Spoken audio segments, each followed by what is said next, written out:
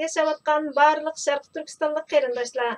Şərqi Türkistan sürgünde hökuməti televiziyasının programmasını görüşənlərni qızğın qarşı alırıq. Assalamu alaykum aziz və mehriban analar.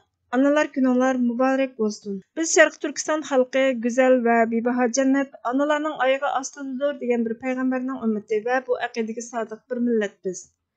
Darvaqa shundoq. Analar ulug', analar mehribon, analar fidokor və analar vafodor.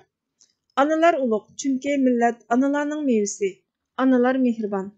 İnsanlar mehri shafqatni analardan o'rganadi. Analar fidokor. İnsanlar vatanga va millatga bo'lgan fidokorlikni analardan o'rganadi. Analar vafodor.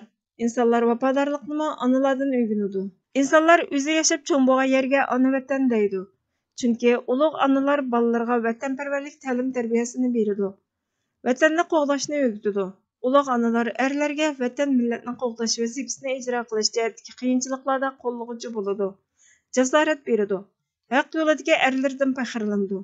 Fitne chiqarmaydi. Xalqning ishini salla qilamsan demaydi. Bu nuqtadan qaraganda analar haqiqatan ulug'dir. Мен afsuski Sharq Turkistondagi analar ulug'lanishga tegishli bo'lsa-mu, loyiqida ulug'lanmayotidi.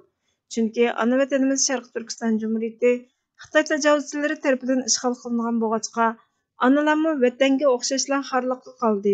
Bizmi ana vatanimiz Sharq Turkistonga ega chiqolmagandek, analarga ega chiqolmay qoldik. Bu vaqtda qora yuz bo'lsaqmi, ulug' Janobi Alloh duoyimizni qabul qilsa, bir kun vatanimizni qayta mustaqillikqa erishtiramiz degan ishonch bilan mushu analar kunida yuzimiz qizargan holda analarga salom yo'llayapmiz.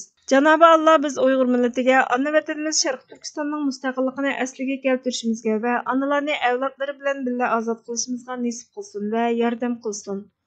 Amin. Sharq Turkiston Jumhuriyati surgunda hukumati Jumhuriyat ishxonasi 2022 yılı 5. ayının 8. günü yakshanba. Hürmetli görürmenler, bizge vaqt ayırğınızlar üçün köp rahmet. Sizler hakkındaki programımızda görüşkice Allah'a emanet bolgaysızlar.